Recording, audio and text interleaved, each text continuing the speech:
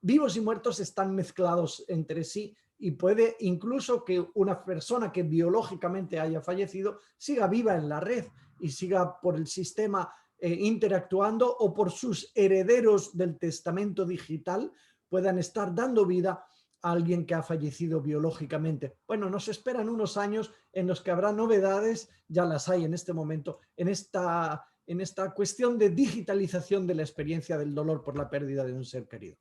Ya hay muchos lugares, no sé cuánto esto puede ser una realidad en Panamá, donde se habla de supervivencia virtual por las posibilidades de reconstruir con el rastro digital lo que vamos dejando después de la muerte biológica. En algunos cementerios también se está practicando el poner códigos QR que permiten ser escaneados con el celular o con otros dispositivos, y decir algo así como pues aquel relato de la Sagrada Escritura, Lázaro, sal fuera, y pues el que escanee el código QR delante de una lápida donde haya sido programado, contratado con quien hacen estos trabajos, tendrá acceso curiosamente y extrañamente, pues a un link que nos pone en contacto con la vida del que biológicamente tenemos muerto delante de nosotros en el cementerio, ¿no? Aparecerá un link con lo que antes era un álbum de fotos y ahora será también pues una colección de vídeos, de fotografías, de audios,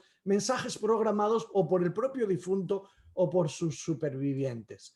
Bueno, estamos hablando de cómo están cambiando las cosas, y ahora están cambiando mucho más deprisa a causa de estas prohibiciones de participar en los ritos y de poder acompañar a los seres queridos al final de la vida, al menos allí donde la pandemia está dando de manera tan fuerte. Al hablar de duelo, todos sabemos que estamos hablando de un proceso de adaptación, no de un momento, sino de un proceso que provoca de todo, provoca pensamientos, sentimientos, conductas, conductas asociados directamente al hecho de la pérdida, ¿no? Y que reclama, este mundo del duelo reclama lo que hemos dado en llamar en la literatura, quienes investigamos y escribimos, además de acompañar, reclama hacer el trabajo del duelo o las tareas del duelo. Algún modelo interpretativo particularmente insiste en estas tareas del duelo y en todo caso el trabajo del duelo. Claro, yo estoy hablando de duelo en general en esta introducción porque ustedes me han dicho que hable de duelo anticipado. Efectivamente, el duelo como proceso de adaptación, excepto cuando la muerte se produce de manera repentina, comienza antes del fallecimiento de nuestro ser querido.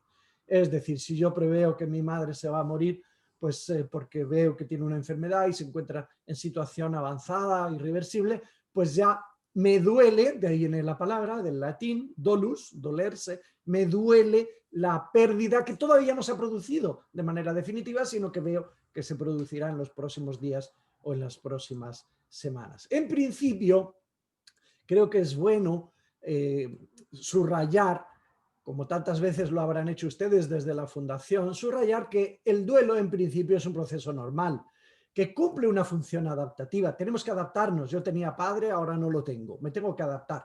Tenía pareja, ahora la he perdido, me tengo que adaptar a vivir sin pareja. Tenía un hijo, no lo tengo, me tengo que adaptar. En principio, el duelo es un proceso de adaptación, cumple una función adaptativa. En la mayoría de los casos, diríamos, pues no necesitaría que exista una fundación o un centro de escucha especializado como el que yo fundé en el año 97 en España, un centro para atender a personas en duelo, y que ahora hay 32 repartidos por mi país y otros al menos 10 en los países de América Latina. Bueno, pues en principio no harían falta. Sin embargo, sabemos por experiencia que algunas veces el duelo se complica y en otras veces el duelo se convierte en una patología con la capacidad incluso de matar a una persona.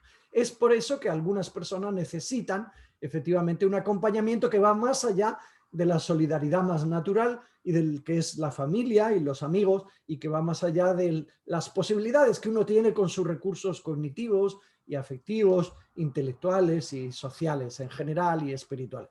Bueno, en este momento, qué bien que podemos decir que el duelo es un fenómeno que está siendo descrito, estudiado, investigado y enriquecido por diferentes modelos interpretativos para leerlo y para proponer estrategias de acompañamiento.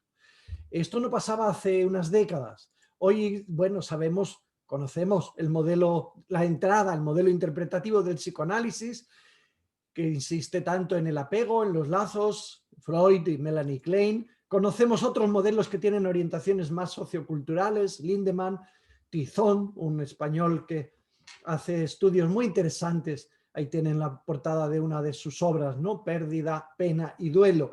Investigaciones interesantes sobre el duelo complicado y sus vínculos con procesos de exclusión y marginación. Un tema muy interesante y no tan estudiado. Elizabeth Kubler-Ross es un clásico que bien valdría la pena retomarlo, al menos en sus primeras obras, no tanto en las últimas, desde mi criterio, en las que quizás ella también se encontraba débil psicológicamente por su envejecimiento, y realmente sus valores, sus obras mejores fueron las primeras, que como seguro conocen, pues se titulaban Sobre la muerte y los moribundos, o la muerte preguntas y respuestas sobre la muerte y el morir. Hay otros modelos cognitivos, diríamos, estas son como nuestras fuentes que nos permiten decir que podemos hablar de duelo porque ha sido objeto de estudio, de profundización, de investigación, ¿no? El modelo famoso de William Borden, al que luego me referiré, pues es más cognitivo y es el que más se orienta a describir las tareas que hay que hacer para que el duelo no se complique, para vivir sanamente el duelo, elaborar el dolor, las tareas. Hay otros modelos que seguramente algunos de ustedes, si son expertos, pues ya se habrán asomado a ellos, como el de Bowlby o Niemeyer, que son modelos más sociológicos o socioculturales. La presentación quedará en manos de la Fundación, por lo tanto, como esto es una información sobre recursos y así dada de manera veloz, pues pueden volver sobre ella si es de su interés para el futuro, ¿no? También nosotros en nuestro centro, mi compañera Marisa Magaña, psicóloga, y yo, hemos creado un modelo de intervención en el duelo llamado así, modelo humanizar de intervención en duelo, que nace de nuestra experiencia de varias décadas ya de acompañar miles de personas en duelo complicado, ¿no? En sesiones individuales y sesiones grupales. En nuestro centro utilizamos esta metodología del counseling. Hacemos un acompañamiento de máximo 20 sesiones, tanto a nivel individual como grupos. Los grupos son cerrados, es decir, empezamos con un grupo y terminamos con él, a diferencia de otras experiencias también interesantes y más difundidas, por ejemplo, en Italia, que son grupos abiertos, donde el doliente que quiere, pues acude y el grupo se encuentra como se encuentre, que ya llevan algunos que llevan mucho tiempo y otros que se acaban de empezar. Bueno, los nuestros son grupos cerrados y con terapeuta, es decir, con un mediador que facilita el hacer las tareas y el trabajo con un esquema que hemos publicado en este libro, como les digo. Bueno, Rita dijo que había publicado, efectivamente, estos son algunos sobre duelo, además del modelo humanizar. Escribí uno titulado Duelo y espiritualidad, otro El duelo, luces en la oscuridad, varios para orar desde el punto de vista católico, La muerte enseña a vivir, Estoy en duelo, Las 5 pulgas del duelo, el último que les decía, duelo digital. Bueno, es un tema que me apasiona porque, como les decía, yo creo que es la otra cara del amor que nos hace experimentar, por una parte, un sufrimiento inevitable. Hay un precio que nos pone la vida por vincularnos, que es que nos perderemos y al perdernos nos dolerá. Y hay una parte de sufrimiento que es evitable en el duelo, que depende de cómo lo elaboramos, de si lo elaboramos sanamente o si no conseguimos gestionar saludablemente nuestros pensamientos, nuestros sentimientos, nuestras conductas. Por eso creo que describirlo empodera a los que quieren acompañar a los dolientes y a los mismos dolientes que a veces leyendo sobre duelo pues alivian una parte de su pena o gestionan mejor su dolor evitable y pueden vivir más sanamente su dolor inevitable. Bueno, voy a describir a continuación varios tipos de duelo, no tanto para hacer una clasificación exhaustiva, porque la literatura, si nos asomamos sobre todo a algunos libros de tono más psiquiátrico, pues no acaban nunca de decir tipos de duelo, sino que voy a describir para centrarnos, sobre todo en la segunda parte, en cómo dar malas noticias y en el duelo anticipatorio, pero voy a describir duelo anticipatorio, duelo ambiguo, duelo complicado duelo retardado, duelo crónico, duelo enmascarado, duelo patológico. Brevemente los describo para ir proponiendo también pistas para el acompañamiento saludable, tanto en nuestra vida personal como en nuestra vida profesional, particularmente si somos expertos o queremos serlo en intervención en duelo. Bueno, si hemos dicho que el duelo es un proceso, pues ya dijimos antes que no comienza el proceso cuando la persona querida fallece, a no ser que el fallecimiento se produzca de manera súbita. Si no es así, por la causa que sea, el duelo comienza de manera anticipada y es la elaboración del dolor que comporta una pérdida que vemos que va a ser próxima. Este duelo anticipado les afecta a los seres queridos y les afecta a los propios pacientes que vivimos cuando estamos enfermos. Les tengo que decir entre paréntesis y también como experiencia de enriquecimiento que yo también he pasado el coronavirus, he estado ingresado en el hospital y con una neumonía bilateral y después los meses siguientes otras dificultades y todavía conservo algunas en la deambulación, en fin, y me he dado cuenta como también había un duelo anticipatorio del propio enfermo que al sentirse amenazado por la enfermedad y al manejar, al acariciar inevitablemente la idea de la propia muerte, uno hace su duelo por sí mismo, ¿no? En mi caso hice mucho duelo con sufrimiento vicario, me imaginaba que me moría y lo que más me dolía en la gestión de mi imaginación, lo que más me dolía era imaginarme cómo vivirían mis seres queridos un duelo por mí en unas situaciones en las que no me habían visitado en toda la enfermedad, ni estaba prohibido, ni habían visto cómo podía estar empeorando, sino que toda la comunicación pues estaba siendo a través de los teléfonos celulares, ¿no? El duelo anticipado cumple una función adaptativa. Quiero explicarme. Miren, les cuento la experiencia de esta casa misma donde yo me encuentro que antes les describía. Les dije que tenemos aquí un centro especializado en intervención en duelo complicado y que atendemos a 800 familias al año. Y les dije que aquí fallecen pues 700, más de 700 personas. Al año.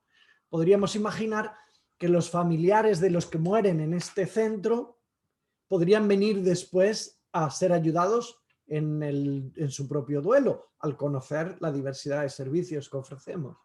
Y la verdad es que de los que mueren aquí, vienen pocas personas dolientes a pedir ayuda a nuestro centro de escucha especializado en duelo. Porque habiendo sido bien acompañados en un duelo anticipado, con una filosofía paliativa fundamentalmente, disminuye la vulnerabilidad al duelo complicado post-mortem. Es decir, cuando hacemos un buen acompañamiento en duelo anticipado, será más fácil que no se complique el duelo después.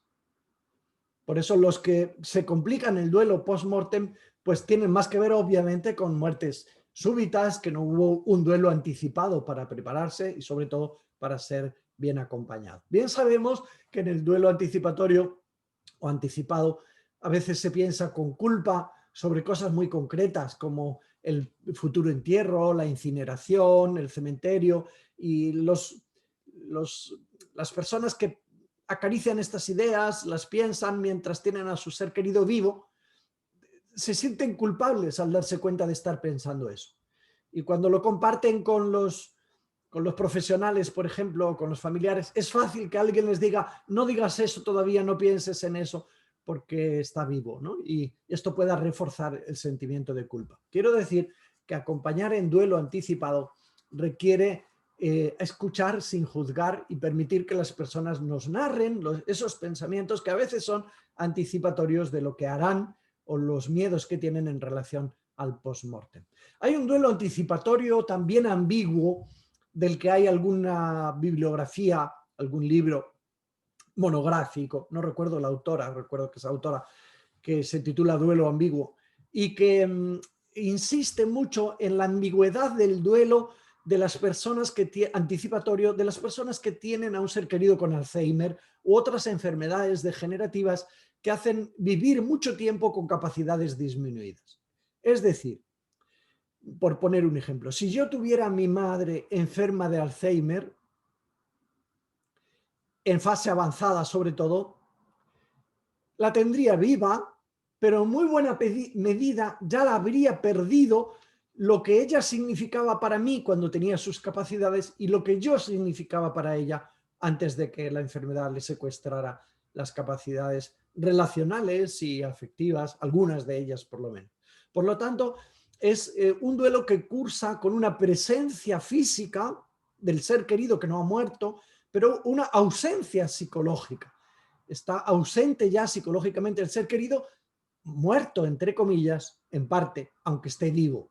Y el doliente anticipatorio vive una experiencia ambigua de deseo de vida para su ser querido y en ocasiones también de deseo de muerte para su ser querido, porque quizás ya lo tiene pues desde hace meses en posición fetal y sin capacidades de expresión y de comunicación. Una ambigüedad que se puede prolongar y hasta después del fallecimiento, ¿verdad?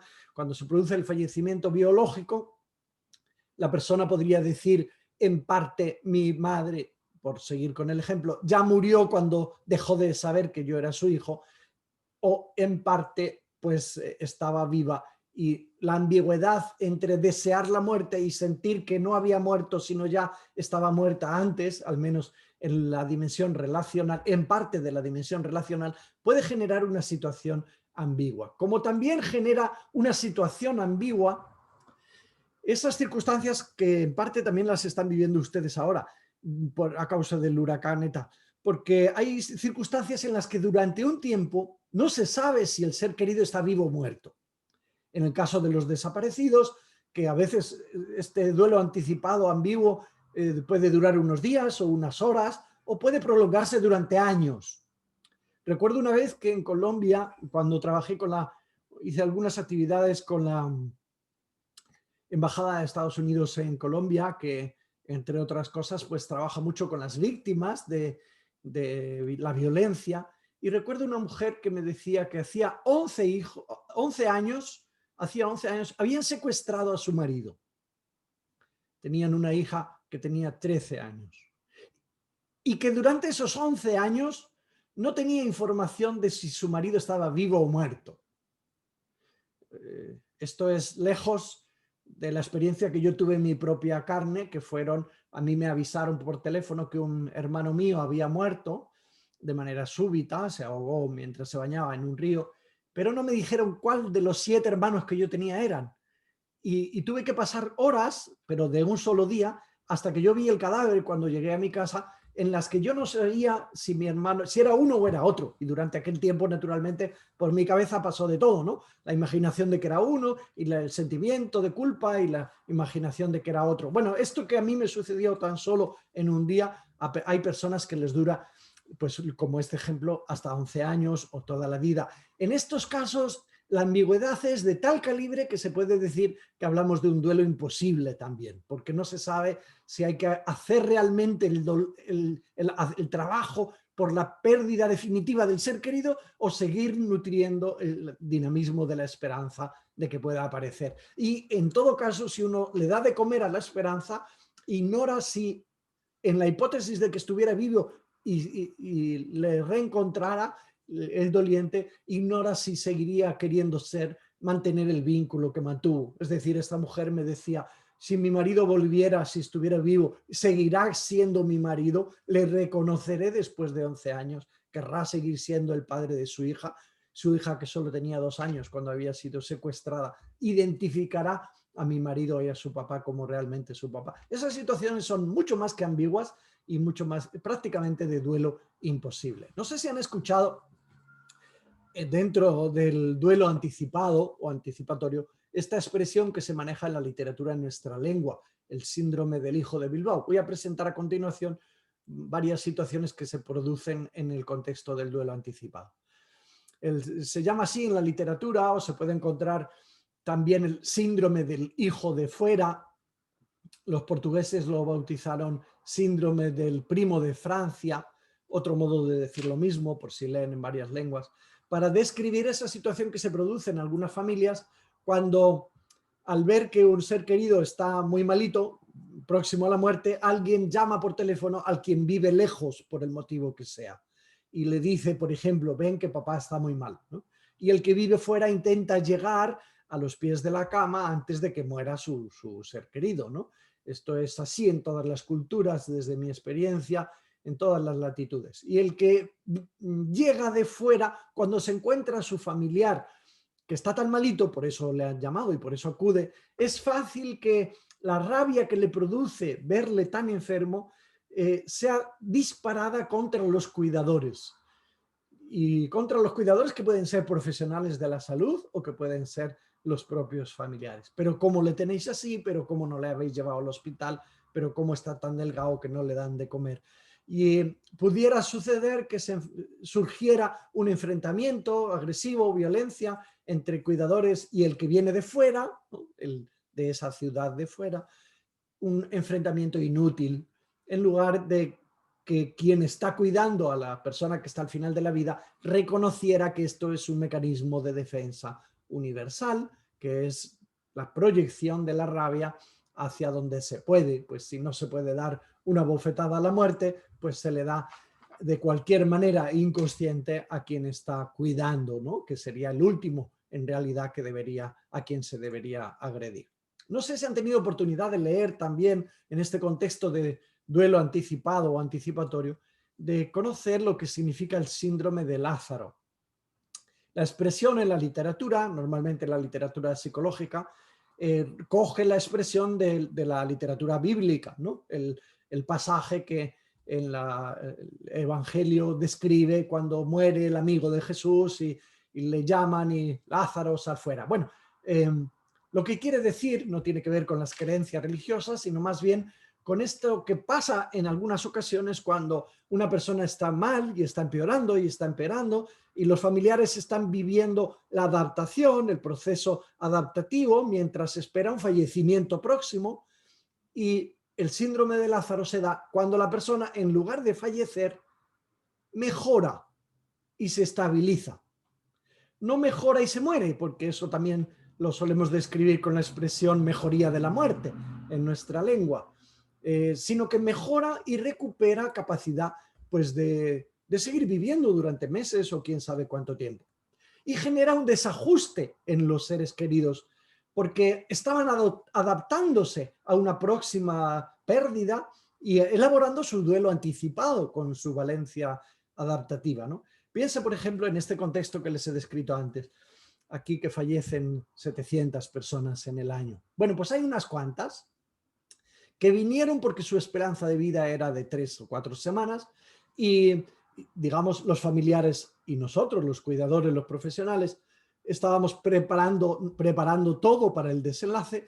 Piense que cuando la persona mejora y se estabiliza, hay que entregar una extraña mala noticia a la familia, que consiste en decir, por ejemplo, su esposo está mejor y tiene que volver a casa.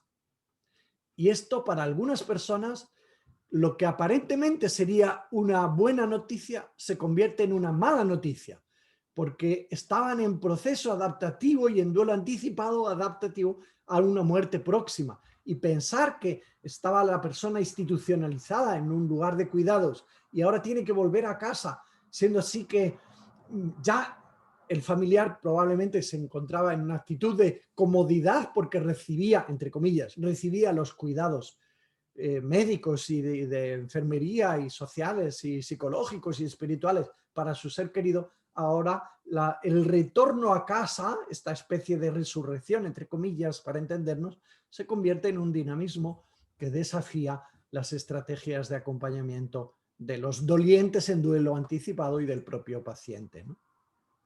Otra situación conocida más popularmente es la de la claudicación familiar, que se da en ese espacio de duelo anticipado, en aquellas personas pues que siendo varios, como ven en la imagen, siendo varios cuidadores, cuando la energía de cuidar se gasta simultáneamente para todos, pues hay una claudicación y en la foto pues podría parecer que los familiares quieren abandonar el cuidado de su ser querido, cuando en realidad puede ser sencillamente pues que se les ha acabado las energías. Pensemos que que hay personas que están en el medio de un sándwich, creo que también sucede en el mundo entero, con unos pesos por encima y por abajo, ¿no? Cuidando a los papás, a los abuelos quizás, a los hijos y a los nietos. Esos que están en el medio de un sándwich, que a veces es doble, pues pueden, y quizás también son personas que trabajan, pueden experimentar esta claudicación familiar. Menos veces, según mi experiencia, se habla del síndrome de la codependencia.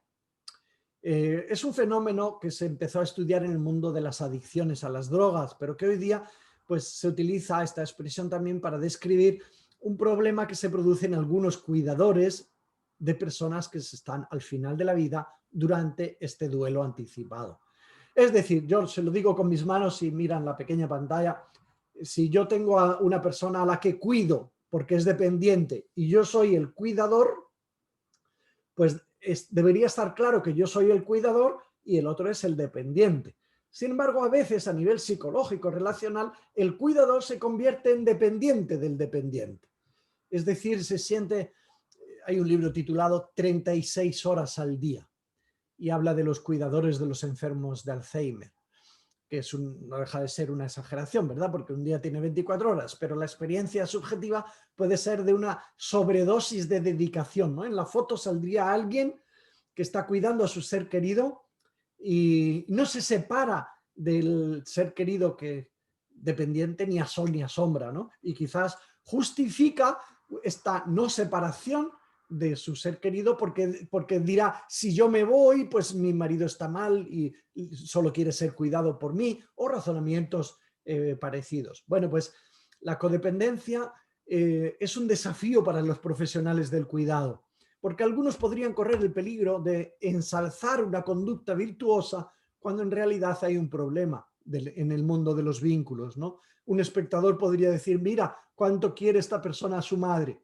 no se separa de ella ni a sol ni a sombra, y en realidad a lo mejor habría que decir, mira, esta persona cuánto necesita de nuestra ayuda y de nuestra ayuda profesional para que además de cuidarse, cuide a sí mismo, porque cuando podamos detectar un síndrome de codependencia en los cuidadores, si no es bien acompañado, tenemos aquí un indicador de mayor vulnerabilidad a la complicación del duelo post-mortem. Naturalmente, algunas personas están mucho tiempo conjugando el verbo cuidar, cuidar, cuidar.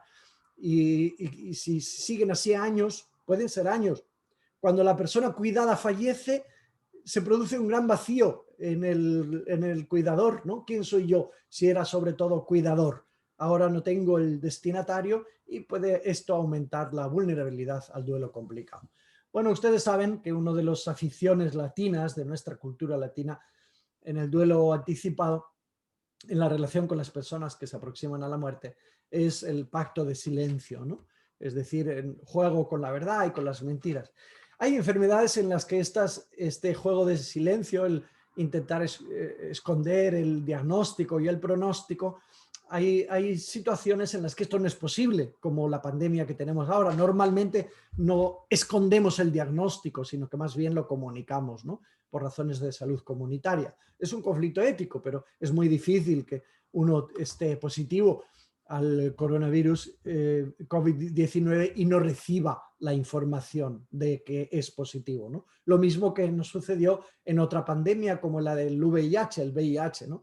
Que también era muy difícil que hubiera pacto de silencio porque constituye una obligación entregar al sujeto el diagnóstico justamente por razones de beneficio común, de prevención, de salud comunitaria. Bueno, en todo caso, este pacto de silencio que a veces es adaptativo y a veces es desadaptativo, pues es una realidad que se produce en el duelo anticipado en nuestro contexto más latino que en otros contextos. Bueno, yo hablo muy deprisa, pero ustedes veo, las caras que veo las veo atentas, así que hay veces que en el duelo anticipado ya hay complicaciones, como hemos dicho. También hay complicaciones en el duelo post-mortem, ¿no? Por ejemplo, hay veces que el duelo se complica porque se retrasa la manifestación del dolor y entonces hablamos de duelo retardado. Es decir, hay personas que no reaccionan con sus conductas, con la expresión de sus sentimientos, cualesquiera que sean, no reaccionen inmediatamente, sino que se produce una negación temporal que lleva a que meses después pues aparezcan las reacciones. Y lo peor que puede suceder a una persona en duelo retardado es que alguien le diga o comente por detrás: mira, esta persona no lloró cuando se murió su marido y ahora está deprimida, ¿no? En lugar de decir: mira, esta persona que ahora parece que nos necesita más porque se encuentra en una situación de duelo retardado. Esto puede ser más frecuente, que un duelo curse de esta manera retardada, en aquellas personas de un núcleo familiar que con ocasión del fallecimiento se dedican más a las tareas, a lo que hay que hacer en la práctica. Por ejemplo, gestionar con las empresas fúnebres, gestionar las informaciones, las gestiones, acordar horarios, pactar. Durante un tiempo pueden estar algunas personas muy ocupadas en lo concreto y esto les distrae de la conciencia de lo que realmente les ha pasado, es que han perdido pues a su pareja, a su hijo, a su padre, a quien sea, ¿no? Y más tarde el corazón les puede decir que no te has dado cuenta todavía que era tu padre, ¿no? Y con retraso pues pueden expresarse las manifestaciones vinculadas al duelo que no se habían producido anteriormente y seguido al fenómeno de la pérdida. Hay duelos que se producen cuyo trabajo no se consigue hacer y se convierten en crónicos, ¿no? Como ustedes saben y tienen ejemplos a su alrededor. Yo recuerdo cuando era joven, pequeño, cuando era un niño, compraba golosinas en una tienda, había una mujer allí que si me hubieran dicho que había perdido a su hijo hacía una semana me lo habría creído. Sin embargo, supe que había perdido a su hijo hacía 14 años, pero en sus expresiones, en sus manifestaciones, en su aspecto, todo indicaba pues que había una pérdida muy grande y que podía ser perfectamente reciente, ¿no? Hay personas que no pueden invertir la energía en el trabajo del duelo, se les encasquilla el proceso y no tienen energía para el presente porque la gastan en constantes recuerdos del pasado relacionado con el vínculo, con la persona que fallece. Hay duelos encubiertos, hay duelos enmascarados, como todos sabemos, ¿no? Hay duelos que dan la cara con una enfermedad. Esto es muy importante para los profesionales de la salud de atención primaria, porque recibirán a muchas personas que les contarán: me pasa esto y me duele la espalda y me duele. Y detrás, más que una enfermedad, lo que habrá será un duelo que se está convirtiendo en síntoma. El duelo es decir, la enfermedad como síntoma de un duelo no abordado, ¿no? Por ejemplo, hay personas que pierden a su pareja, los hijos les acompañan durante un tiempo y cuando desaparecen del acompañamiento, por razones obvias también, porque hay que volver a la propia vida o al propio trabajo, pues hay personas que después, al sentir la soledad, parece que enferman. Y en cierta medida, en algunos, la enfermedad está siendo la solución para el duelo, porque con la enfermedad tendrán síntomas y con los síntomas sentirán que alguien les va a hacer caso, sus seres queridos o al menos el médico al que dirán lo que les pasa y que quizás no estaban siendo atendidas en su proceso de duelo, ¿no? También hay duelos llamados indecibles o privados de derecho social. La imagen es solo simbólica, esperemos que no tenga para nadie de ustedes connotaciones de género. Es decir, cuando uno tiene vínculos significativos de la naturaleza que sea, que no ha socializado por el motivo que sea, pues la pérdida de estos vínculos puede suponer un dolor, naturalmente. Es el caso de tener amantes y perderlos, es el caso de tener parejas que no se han socializado, cuya información no ha sido transparente por el motivo que sea. Cuando perdemos esos seres queridos, podemos experimentar una ausencia de permiso social para expresar el dolor de la pérdida, justamente porque no habíamos socializado nuestro vínculo con esa persona, ¿no? Como también hay veces que el duelo ya no solo se complica, sino se convierte en una patología. Y hoy utilizamos estas expresiones, pero mi abuela lo decía de una manera muy sencilla, y decía: mira, tal persona, ¿no?, se ha muerto de pena desde que se murió, por ejemplo, su marido o su mujer no ha levantado cabeza. y con una expresión muy sencilla, pues estaban diciendo lo que hoy decimos: el duelo se puede convertir, puede tener tanta virulencia que pueda matar efectivamente a una persona si se convierte en patológico, y que se suele expresar pues con reacciones defensivas intensas, agotamiento nervioso, hipocondría, identificación, acudir al alcohol, a los fármacos. Yo tengo pendiente también una investigación, tengo por varios proyectos, ¿no? Me gustaría, por ejemplo, además de estudiar las tareas psicológicas espirituales del duelo, me gustaría estudiar los vínculos que creo que existen entre duelo y prostitución, porque efectivamente una de las causas del uso de las relaciones de prostitución pueden estar asociadas a la soledad del duelo, ¿no? Y podría ser este un tema de interés para comprender algo que la literatura yo al menos no conozco que haya abordado hasta ahora. Bueno, el duelo cursa de manera natural cuando se hace el trabajo. Y William Borden, como seguro muchos de ustedes conocen, pues hizo una clasificación tan sencilla que se ha convertido muy popular, hablando de las tareas del duelo, ¿no? Y suelen ser 4, y yo añado una quinta que me parece imprescindible añadirla, ¿no? Las enuncio y las describo brevemente y después abrimos un poquito para compartir preguntas o reacciones, antes de abordar el tema de las malas noticias.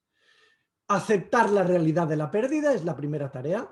Dar expresión a los sentimientos que produce la pérdida. Adaptarse al ambiente en el que el difunto ya no está. Invertir energía afectiva, emocional en nuevos vínculos, en nuevas relaciones.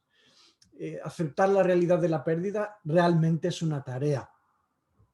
Nuestra psicología está preparada para negar, ¿no? De manera inconsciente también. Pues la negación es un mecanismo de defensa de los mecanismos universales.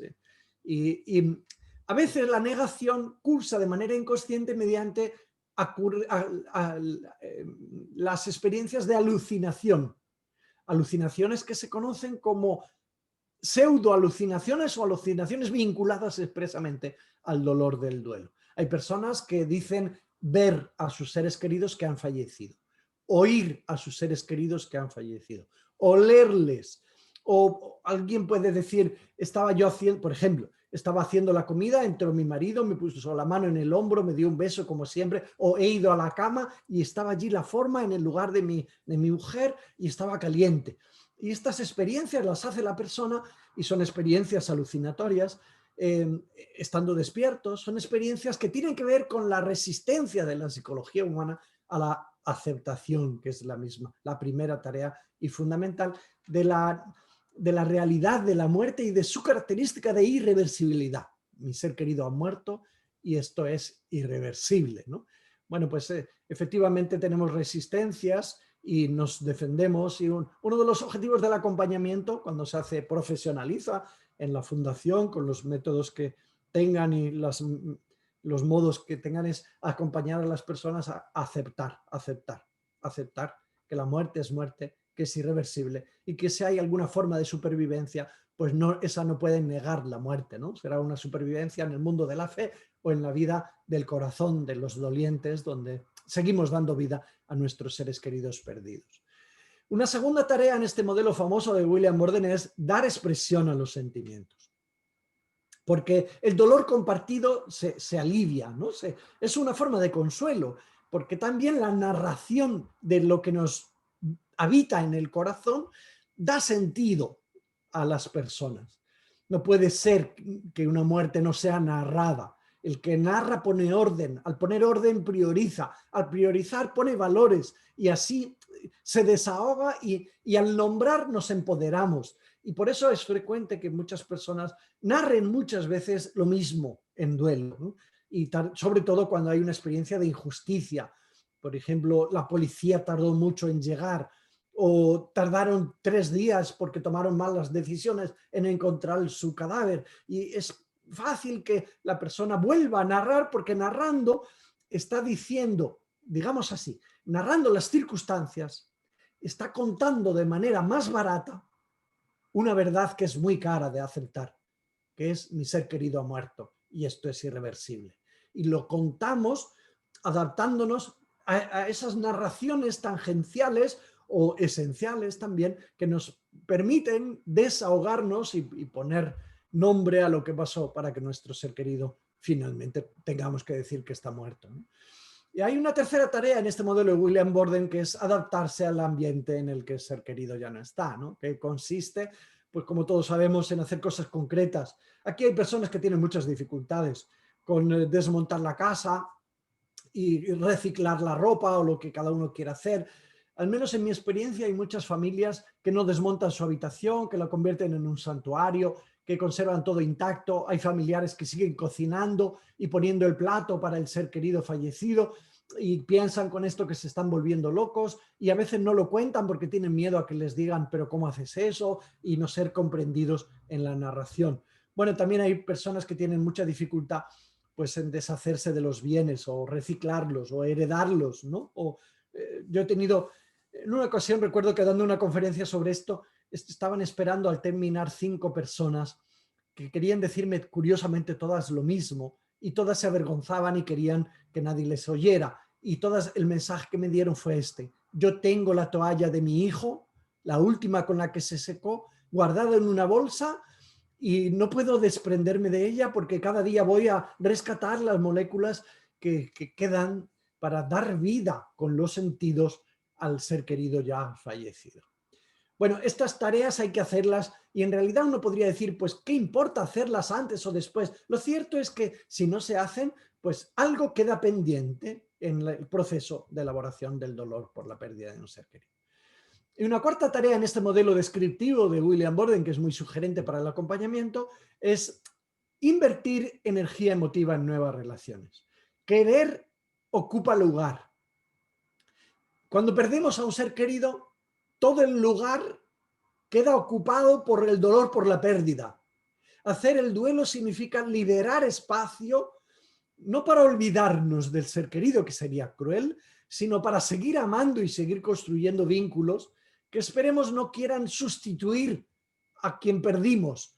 Por ejemplo, hay parejas que caen en el error de intentar ocupar el lugar que tenía un hijo fallecido por la circunstancia que sea, teniendo otro hijo.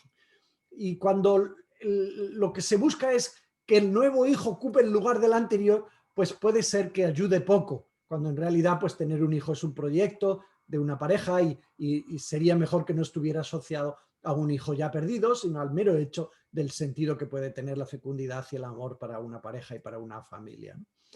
Bueno, hay personas también que en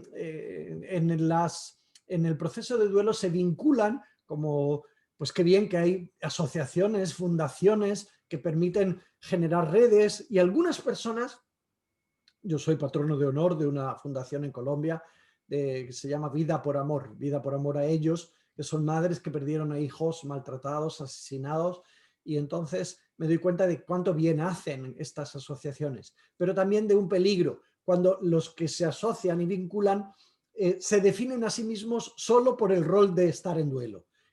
¿Quién es usted? María, la madre del militar asesinado. ¿Quién es usted? Juana, la esposa del militar. Cuando la identidad de la persona en duelo exclusivamente se describe por la vinculación a esa asociación y pues puede haber una revictimización en lugar de un proceso de aprendizaje a invertir la energía emotiva en nuevas relaciones. Bueno, estas son las 4 tareas que seguramente muchos de ustedes ya conocían y descritas por mí de esta manera, a lo mejor añadiendo algún aspecto que puede enriquecer. Y yo creo que hay que añadir necesariamente una quinta tarea, que es cultivar el dinamismo de la esperanza. Podemos levantar acta de que la humanidad comenzó cuando esos seres en evolución empezaron a tratar a los fallecidos de la misma especie de una manera diferente, es decir, con los ritos fúnebres. Con los ritos fúnebres podemos decir que se humaniza el proceso evolutivo, ¿no? Bueno, pues el deseo de trascender de un eventual reencuentro post-mortem, que es el mundo de las creencias, obviamente, religiosas o no, tienen una base antropológica, ¿no? La conciencia de que aunque perdamos a un ser querido, le seguimos amando después de perderle, porque sigue vivo en nuestro corazón. Esto nos permite decir que una de las tareas del duelo es cultivar saludablemente este dinamismo de la esperanza. Imagino que muchos de ustedes saben que el símbolo universal de la esperanza es el que tienen delante, que es el ancla. es símbolo universal, que es muy sugerente. Si uno quisiera decir, ¿y cómo se anima, cómo se da esperanza, cómo se da razón de la esperanza, cómo se puede acompañar a alguien en este dinamismo y no en el contrario, que sería la desesperanza, no la desesperación, sino la desesperanza? Pues podríamos decir, pues mira su símbolo y te puede ser muy sugerente. Es decir, permite que el otro se apoye en ti, se apoye en algún lugar, y eso será un modo de acompañarle en el dinamismo de la esperanza. Una de las situaciones que estamos viviendo en este momento de pandemia que hacen la experiencia particularmente cruel es esta, la de no poder apoyarnos físicamente, es decir, no poder abrazarnos. Antes de ayer murió el padre de mi compañera. Me resultó tan violento no poder abrazarla, tan violento, para que ella se apoyara, porque apoyarse, llorar si quiere, y derrumbarse en los brazos de alguien, pues es uno de los mejores modos de transmitirnos, de reforzarnos el dinamismo de la esperanza. Esto que ahora no podemos hacer físicamente por razones de salud comunitaria, nos tenemos que preguntar cómo hacerlo, cómo sustituirlo o cómo rescatarlo en un futuro cuando las normas nos lo permitan, porque pues ahora creo que el respeto de las normas pues se justifica por razones de salud comunitaria. Bueno, todos sabemos que no ayuda decir a alguien al menos te quedan otros hijos, o Dios quería un angelito, o sé cómo te sientes, o es mejor así, dejó de sufrir, o si tenía que suceder mejor que fuera pronto, o es ley de vida, o es así, hoy estamos, mañana no, o el tiempo cura todas las heridas, o era demasiado bueno para este mundo, o cualquier otro tópico típico que hayamos aprendido a manejar y que nos permitan en algunas ocasiones decir algo y anestesiar la ansiedad que nos produce no saber qué decir cuando estamos delante de alguien que está en duelo. Una vez me encontré esta frase que comparto con ustedes ahora.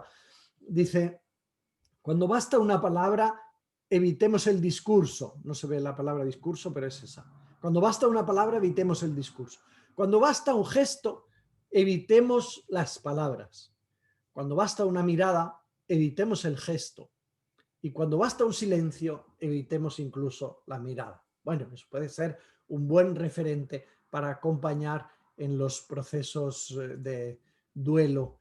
Si somos profesionales, ojalá. Yo dirijo un máster en intervención en duelo, que es un título universitario, y qué bien que pues hay decenas de personas que teniendo ya su profesión, siendo médicos, enfermeras, asistentes espirituales, trabajadores sociales, teniendo ya un rol, se especializan en intervención en duelo complicado. Vamos a hacer un stop en este momento, al menos en este sentido de discurso, para su relajación de la atención, y yo les invito a quien quiera pues a que intervenga espontáneamente, brevemente, haciendo alguna pregunta si lo desean o haciendo algún comentario, y después continuamos con el tema de las malas noticias.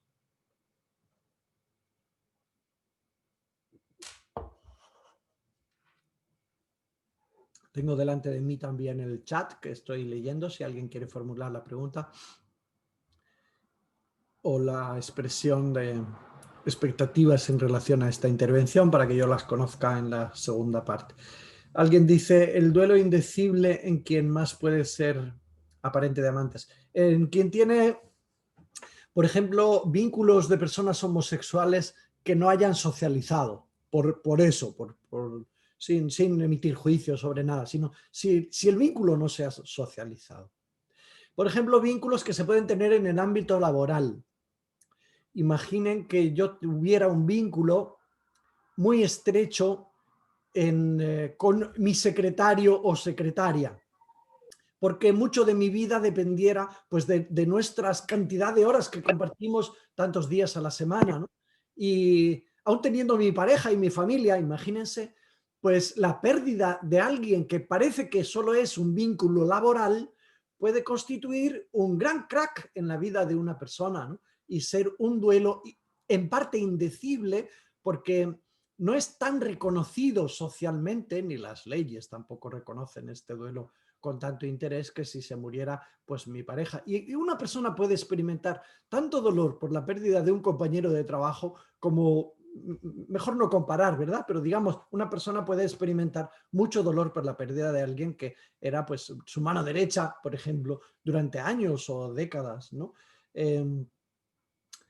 Otro duelo, no enmascarado o indecible, pero quizás del que estamos hablando poco desde mi punto de vista, desde mi experiencia, es el duelo de los amigos. Hay poca literatura, hay más literatura de la viudez, hay poca sobre el duelo de hijos, y decimos que es un duelo pues que es el más difícil, nos atrevemos a decir, y pues con razón nos lo podrían decir las mamás y los papás que han perdido a un ser querido, y no digamos si la pérdida se ha producido con violencia o con conducta suicida, ¿no?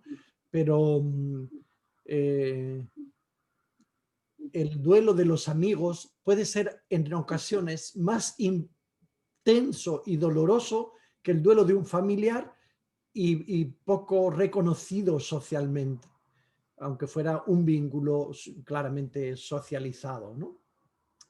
Si están ustedes familiarizados con literatura como, por ejemplo, las Confesiones de San Agustín, podemos decir que hay en el quinto libro de las Confesiones de San Agustín hay una descripción fantástica, es una riqueza de literatura impresionante por la pérdida de su amigo, cuando él ya había perdido a su madre y a su hijo. La pérdida del amigo le descoloca y hay unas páginas preciosas desde el punto de vista de una gran riqueza psicológica y espiritual y literaria en la descripción del dolor por la pérdida de su amigo.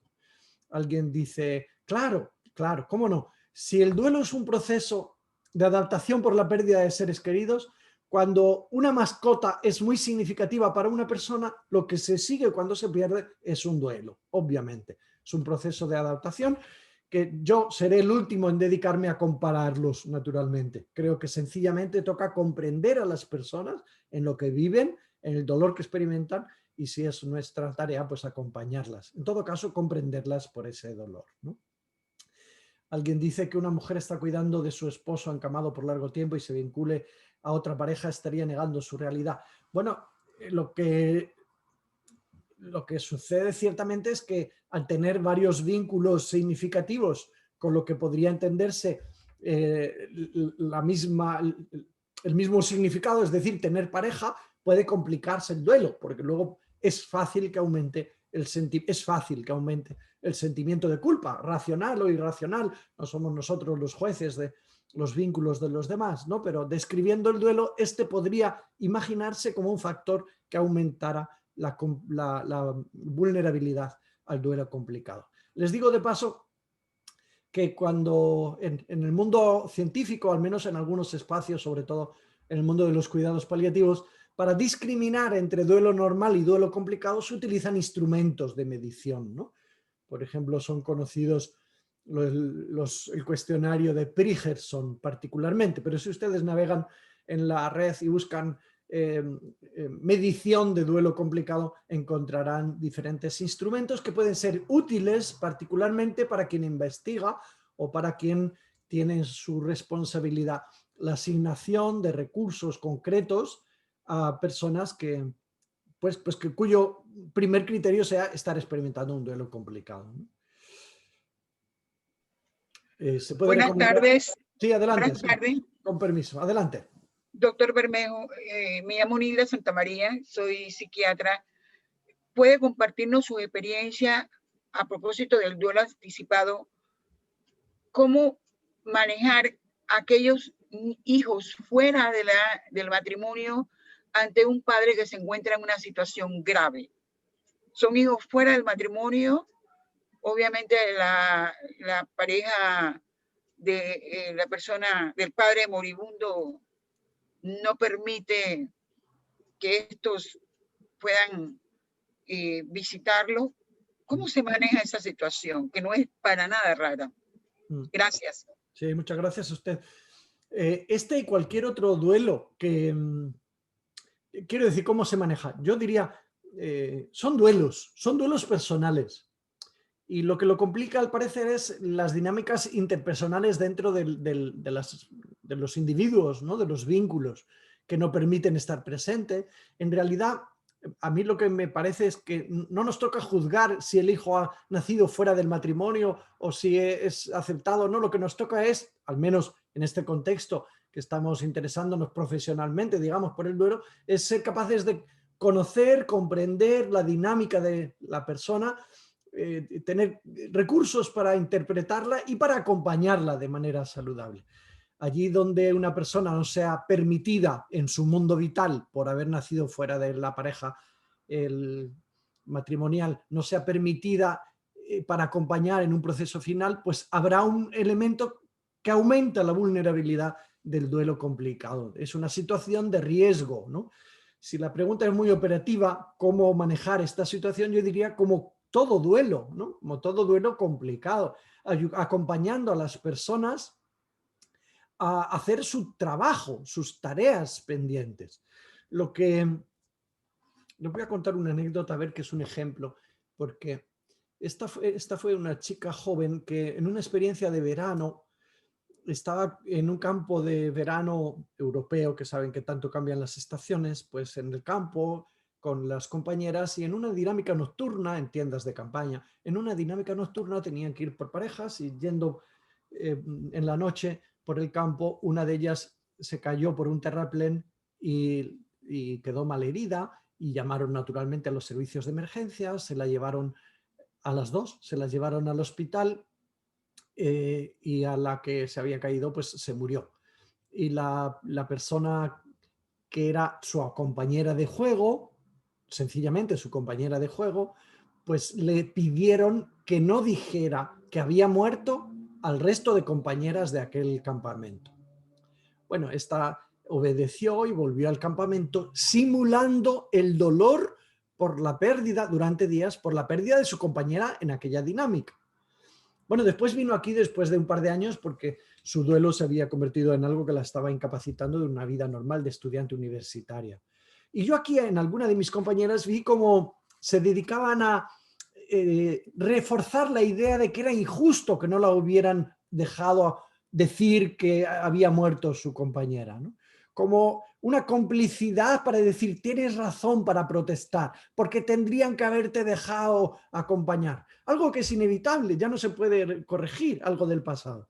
Es decir, cuando nosotros nos encontramos con alguien que está elaborando su duelo y se le ha complicado porque, por ejemplo, no le dejaron ver a su padre por ser un hijo del extramatrimonial, no nos toca ni juzgar ni dar la razón a una persona o a otra, sino más bien acompañar a un doliente.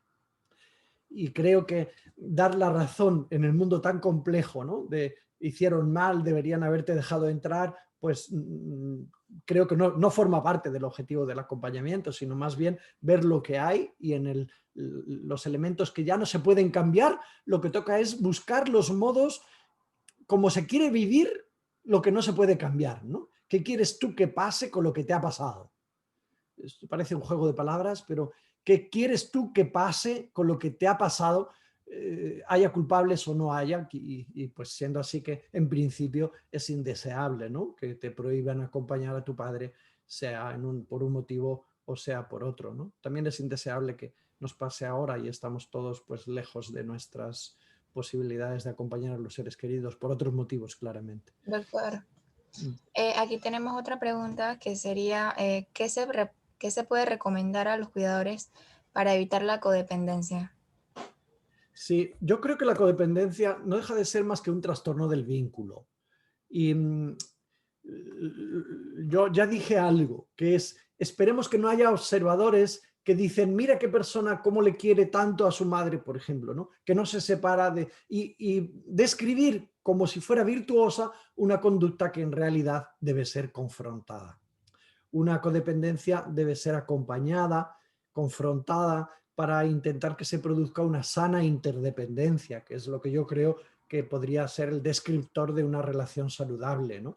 Y en una sana interdependencia tiene que haber cuidado y autocuidado, entrega y sacrificio y descanso y autocuidado, y saber entrar y dedicarse a quien queremos para cuidarle lo mejor que podamos y también saber cuidarnos, porque pues de lo contrario pues puede haber efectivamente después una vida sin sentido porque se construyó durante mucho tiempo el sentido en el rol de cuidador. Por lo tanto, creo que es una dinámica a confrontar en términos de acompañamiento psicológico y a ser vista con comprensión y a ser persuadida una conducta también de autocuidado en el despliegue del propio rol. Una pregunta más y podemos hablar otro poquito sobre las malas noticias.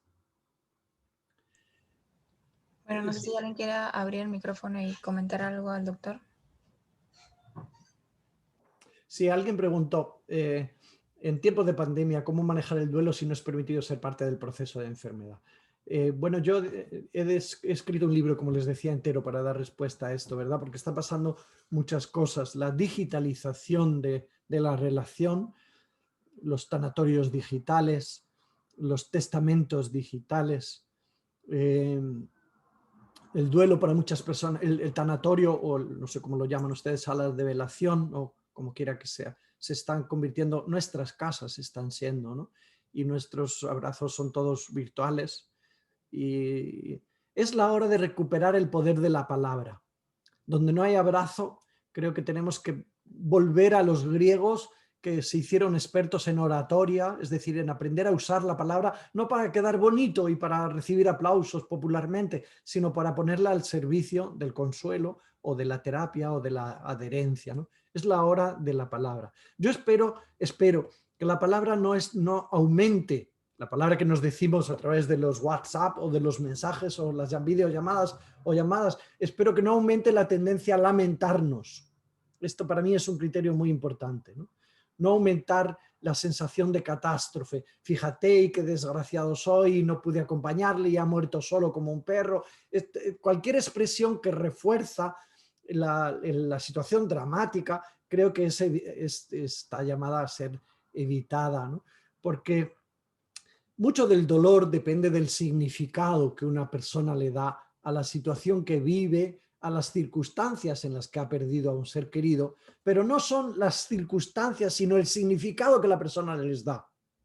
Y hay circunstancias que pueden ser dramáticas como estas, de no estar presente en el acompañamiento a los seres queridos, que podrían recibir un significado constructivo. No es que yo haya abandonado a mi ser querido, ni que haya muerto solo, sino que ha muerto cuidado, probablemente sedado muchos de los que han estado y por lo tanto no era ni siquiera consciente de cómo su cuerpo se deterioraba y se acercaba al final de la vida, ¿no? Y quizás la ausencia de estos vínculos en el lecho de muerte pueden ser significados como gestos de amor, amor a la vida, querer que mi ser querido que estaba infectado no se convierta también en vector que transmite muerte o vulnerabilidad a otros, y por eso protegemos la vida, protegemos a la humanidad, protegemos a nosotros mismos. Ninguno de los que han fallecido habrían querido ser agentes de transmisión de un virus que también podría ser letal para los demás, ¿no? Por eso el significado puede ser acompañado, y espero que no se conviertan estos acompañamientos en espacios de lamentación y de catastrofismo, ¿no? Bueno, yo creo que también los ritos humanizan. Y como los ritos, sean cuales sean, según las culturas, los tiempos, y como los ritos en estos momentos, los ritos comunitarios, ¿no? Porque también hay ritos individuales, pues no se están pudiendo celebrar, cualesquiera que sean las costumbres, pues también existe la posibilidad de generar asambleas virtuales, ¿no? Y yo al menos he grabado también alguna oración para por ejemplo, la muerte del padre de otra compañera. Cuando murió en los momentos más críticos, nadie podía reunirse para darse un abrazo, ¿no? Yo grabé un audio que era 20 minutos y se generó una asamblea digital de tal manera que, aunque no presente físicamente, pues todas las personas hacían la experiencia de conexión y lo que se da en un rito comunitario fúnebre, ¿no? De homenaje, de reconocimiento, de despedida, de cierre, todas las valencias que tiene un rito de despedida, pues pueden ser en parte vividas o facilitadas también a través de estas conexiones digitales. Mejor esto que nada. Yo sueño también, y yo al menos también he participado en algún funeral muy limitado en participación con las cenizas de algún fallecido en tiempos del pico que tuvimos aquí en marzo y abril, ¿no? Y el funeral se ha celebrado en julio, o sea, meses después. Los ritos fúnebres meses después y colocar las cenizas en el cementerio meses después. Pues creo que esto tiene sentido para poder darnos cita y hacer lo que no pudimos hacer y al menos reparar, ¿no? Y construir a partir de siempre de las posibilidades que están a nuestro alcance mientras trabajamos por proteger la salud. Puedo hablar otro poquito sobre el tema de las malas noticias, ¿verdad? Y después volvemos a entablar un diálogo. Y entonces continúo con mi presentación. A mí me interesarían más sus preguntas. Pero... Una consulta, perdone. Sí, sí. Mencioné algunas frases de cajón para aquella persona que tiene una pérdida, y nosotros trabajamos con varios pacientes, con pacientes de hemodiálisis que constantemente el familiar está en ese duelo anticipado, pero hay frases aquí que usted mencionó como es mejor así, dejó de sufrir, es la voluntad de Dios. Son frases que realmente se escuchan mucho, muy populares en la unidad. ¿Qué pudiéramos usar para reemplazarlas? Generar una cultura de mayor tolerancia a la frustración. Esta es una reflexión más de fondo, ¿verdad? Yo creo que como no toleramos la frustración a guardar silencio, la frustración que significa guardar silencio, abrazarse o sentirse impotente realmente, ¿no? O hacer preguntas que parecen mucho más sencillas. ¿Qué necesitas? ¿En qué te puedo ayudar? Imagino lo que estás pasando muy mal, pero si quieres contarme, cuéntame. Como esto nos parece poco, pues anestesiamos nuestra ansiedad utilizando las frases de cajón que yo creo que pueden generar también un sufrimiento evitable, ¿no? Hay alguna frase que, por otro lado, aunque se haya convertido en frase de cajón, contiene alguna verdad muy importante y muy buena. Al menos en mi contexto se decía mucho: te acompaño en el sentimiento, de una manera muy veloz, te acompaño en el sentimiento, te acompaño en el sentimiento. Claro, si uno lo piensa, es una frase muy buena. Acompañar viene del latín, significa cum panis, comer pan juntos, comer pan juntos. Y si uno dice, te acompaño en el sentimiento, estaría diciendo, pues me siento a la mesa de tu realidad, de tu pan, de lo que estás masticando, lo tuyo, y lo comparto, sea el sentimiento que sea. Que por cierto, antes no dije, pero en el duelo, según la experiencia y lo que se escribe, el sentimiento más difícil de manejar es la culpa, el sentimiento de culpa, que fue una de las 5 pulgas que nos salió en nuestra investigación de campo, ¿no? La culpa racional, por un valor transgredido y de los interiorizados, y la culpa irracional, por algo que nos parece un valor que hemos transgredido, aunque en realidad pues no haya sido así, ¿no? Esa mamá que pierde a su hijo, estoy pensando en casos concretos, porque atravesó la carretera para ir a comprar el pan, como ya lo hacía por tener 12 años, y le atropella un coche, se muere, y la mamá pues claramente se siente culpable por a esa edad permitirla hacer esta tarea de ir a por el pan. Cuando en realidad, si no hubiera muerto, pues habríamos entendido todos que forma parte del desarrollo y de la socialización y de lo normal ir a por el pan en una persona con 12 años, ¿no? Es una culpa irracional que en el parte, voy a decir una cosa con prudencia pero muy clara. La culpa irracional en el duelo en parte puede cumplir también una función de empoderamiento del doliente. Por lo tanto, también durante un tiempo, mientras sea adaptativa, la culpa irracional hay que sostenerla, no necesariamente desmontarla por el peso de los argumentos racionales. Es el caso de aquella, pongo un ejemplo y se verá más claro, de aquella joven que yo me encontré en un hospital que había tenido un accidente de moto y un día que le dijo a su novio, vamos a tomar una Coca-Cola, y cogieron la moto y iban a tomar una Coca-Cola, algo tan normal en la vida cotidiana. Se atravesó un gato, tuvieron un accidente y murió su novio. Y yo me encontré a la joven en el hospital con sus fracturas. Y naturalmente esta joven lo sufría también porque mi novio ha muerto por mi culpa. Si yo no la hubiera dicho, vamos, mi novio no habría muerto. En realidad su novio no murió porque ella le propusiera ir con la moto a tomar una Coca-Cola. Su novio murió por un traumatismo, que produjo la parada de los órganos vitales. Esto es explicable, y por el azar y la casualidad de que un gato pasó por allí que produjo una caída y que había allí una piedra, y todo esto es ridículo dicho al corazón de una persona que ama y que ahora no tiene al ser querido. Entonces, en ocasiones, echarse la culpa a sí mismo es más tolerable psicológicamente que aceptar la puñetera verdad, que es: no hay respuestas al por qué mi novio ha fallecido, ¿no? Y uno se empodera extrañamente, se empodera más diciendo: yo soy alguien entre las causas de la muerte, que soy el culpable, ¿no? Porque lo contrario sería: y yo no soy nadie más que un superviviente de una casualidad tan absurda, ¿no?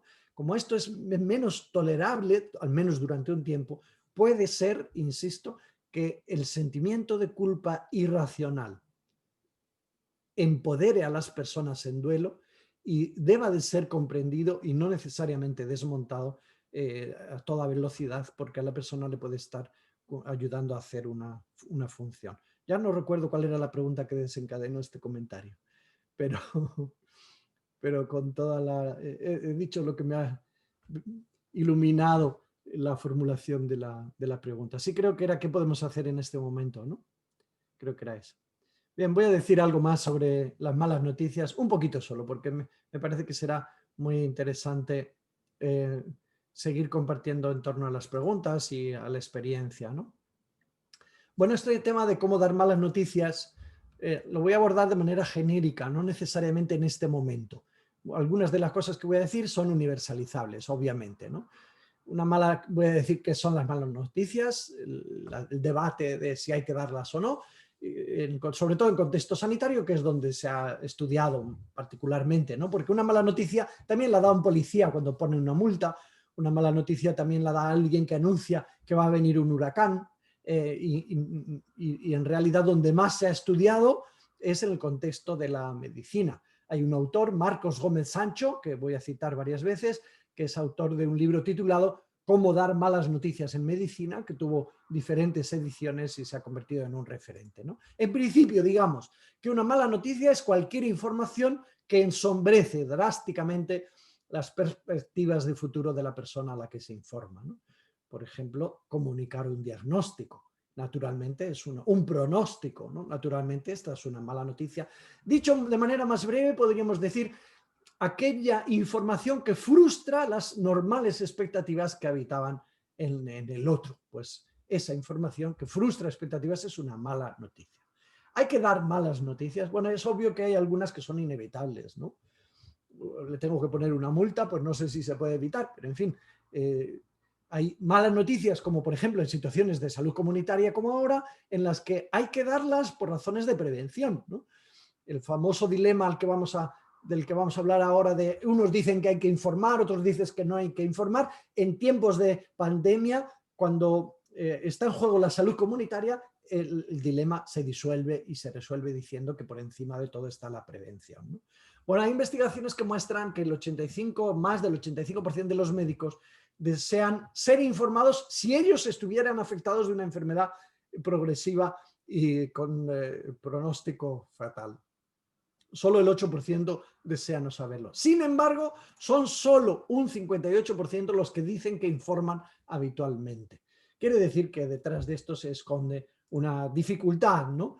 Diferentes encuestas en varios países desvelan que el 80% de las personas desean ser informadas en contexto genérico, no solo en contexto pandémico, ¿no?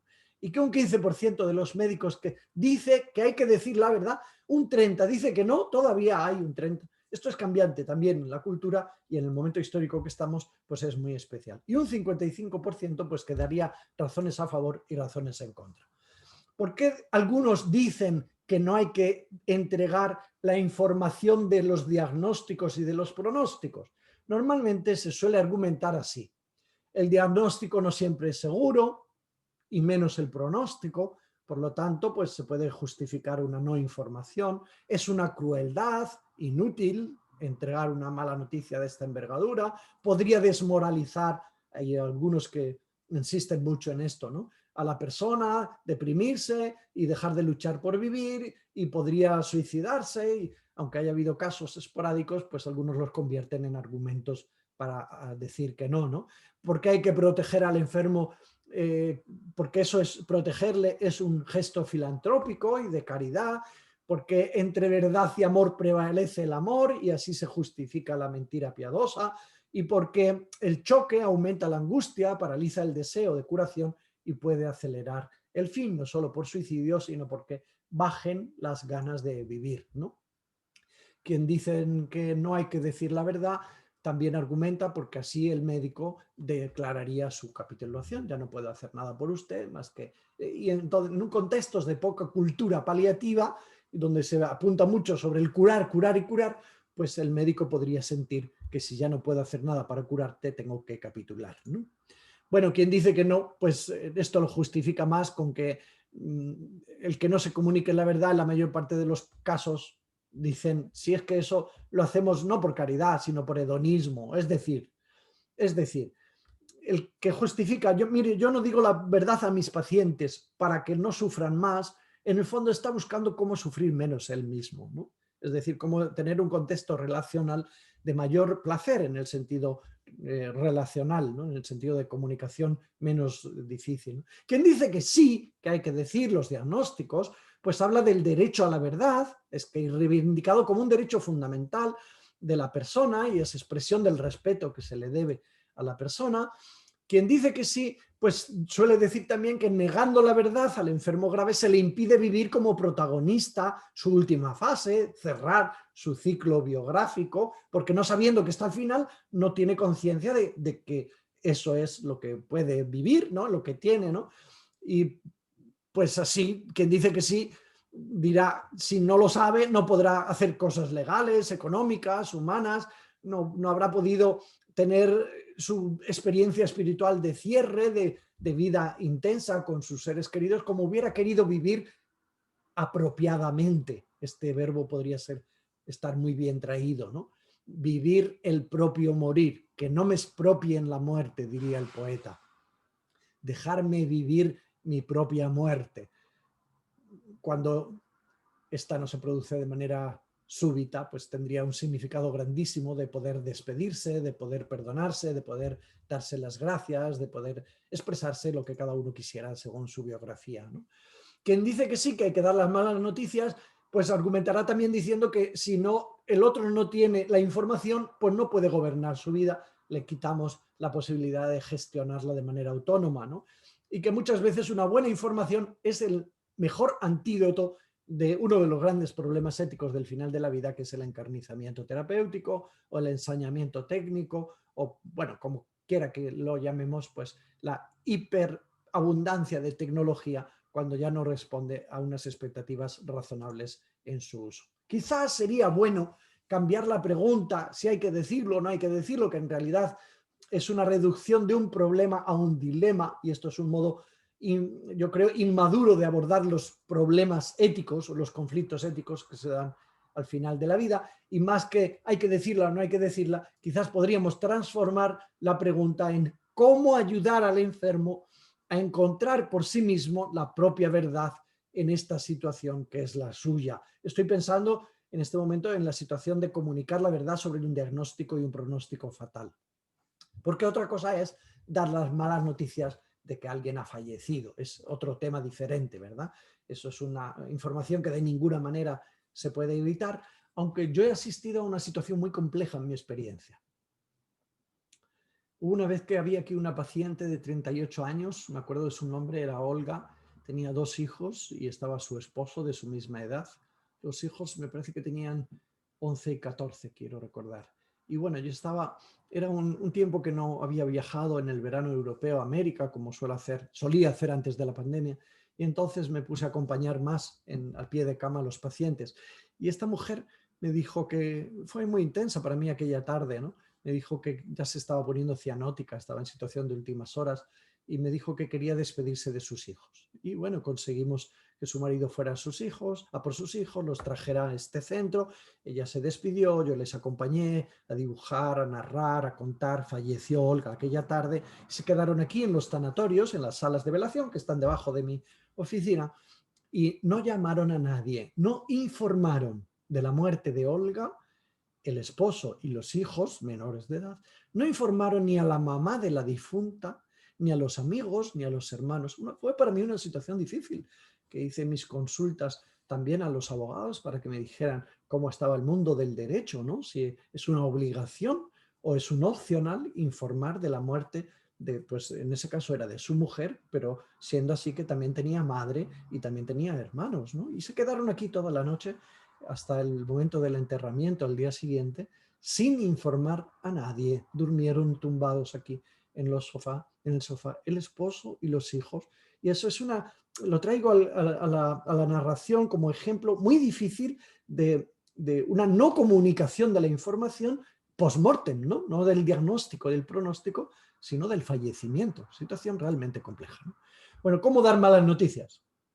Voy a hablar unos minutos tirando de la literatura específica. Hay algunos que buscan métodos para recordarse con las letras o como quiera que sea, ¿no? Bueno, pues hay quien dice que hay que tener en cuenta el entorno, la percepción del paciente, invitar a lo que... Me paro ahora brevemente en cada uno de estos, ¿no? Invitar a decir lo que se quiere, que el otro, comprobar lo que el otro conoce, la empatía y la estrategia. Brevemente, bueno, pues ciertamente cuando se puede cuidar, hay que cuidar el entorno, obviamente, ¿no? Obviamente. Lugar adecuado, si es posible que haya presencia de la familia cuando entregamos malas noticias, que haya contacto visual, que tanto poder tiene, y físico, si es posible, ¿no? Que tengamos el tiempo suficiente para entregar esta mala noticia, que no seamos interrumpidos por tantas cosas, cuando esto se puede cuidar, ¿eh? Yo creo que es bueno describir ideales para luego alcanzar pues, las realidades posibles, ¿no? La segunda variable dice chequear lo que sabe el paciente. Cuando estamos hablando de entregar malas noticias del diagnóstico y del pronóstico, ¿no? No se puede decir, tiene usted un carcinoma pancreático con afectación portal a alguien que no entiende nada esta expresión, ¿no? Más bien, ¿cómo ve usted que está yendo su proceso, ¿no? ¿Qué sabe sobre lo que le está sucediendo? Chequear lo que sabe el otro, ¿no? Invitar a decir lo que se quiere, ¿no? ¿Hasta dónde quiere saber? ¿Es usted, por ejemplo, el tipo de persona al que le gusta saber los detalles? ¿Qué le gustaría que dijéramos, ¿no? O bien, me preocupa que pueda ser algo más que una úlcera y puede ser el camino que nos lleve a que el otro diga, doctor, ¿es un tumor? O que responda como quiera, o que veamos que a partir de ahí pues empieza o refuerza sus dinamismos de negación. Pues este tipo de indicaciones creo que son muy saludables. Comprobar que el otro entiende lo que le decimos. Comprobar. Después de entregar una información, habría que hacer siempre esta pregunta. ¿Quiere que le aclare alguna cosa en particular? Porque sabemos que ¿cómo es esa película que empieza justamente entregando el diagnóstico? Una película, ahora no me viene, a una mujer, profesora de filosofía, de literatura, que le entregan el diagnóstico de tumor ovárico en fase 3. No me viene el título de la película, pero es muy buena porque efectivamente nos muestra cómo cuando entregamos una noticia de alto impacto emocional, se produce después un shock que hace que no escuche la persona lo que viene detrás, ¿no? Que no escuche. Por lo tanto, es bueno verificar, quiere que le aclare alguna cosa para darnos cuenta también de hasta dónde el otro ha escuchado, porque ha podido o porque no ha podido, lo que hemos añadido detrás de alguna frase que conté. La empatía es una clave de humanización de la relación terapéutica, ¿no? Que, por cierto, al menos en mi vida, ha merecido también una obra monográfica. Yo escribí un libro titulado La empatía terapéutica, como subtítulo La compasión del sanador herido. Y es que me parece que la palabra empatía está inflacionada, muy inflacionada. Se está utilizando de manera polisémica y hay una especie de bosque conceptual en torno a ella y se piensa que es algo como el feeling, como bidireccional. En realidad, la empatía es una actitud con su componente cognitivo, afectivo, conductual, que está indicada para los profesionales de las relaciones de ayuda, para hacer eficaz y realmente profesional la relación clínica o la relación profesional, ¿no? Identificar las emociones, validarlas, mostrar escucha activa, reformular, caminar juntos, ponernos en el lugar del otro para personalizar la comprensión, ¿no?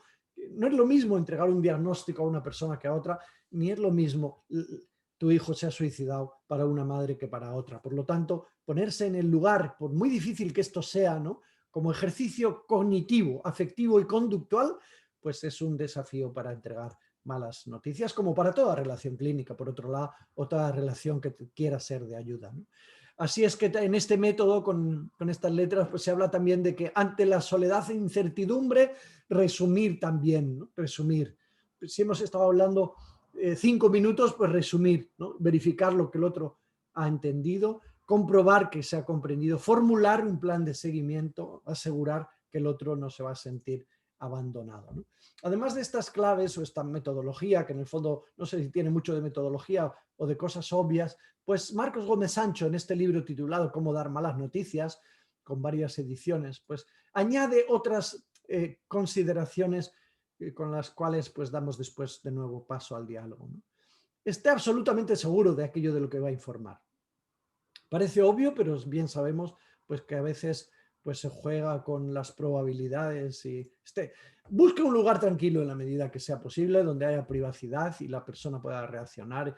Y si es posible que yo recuerdo cuando sonó el teléfono para decirme que mi hermano había muerto, pues era el camarero del bar de al lado de mi casa y me dijo que se ponga un amigo tuyo.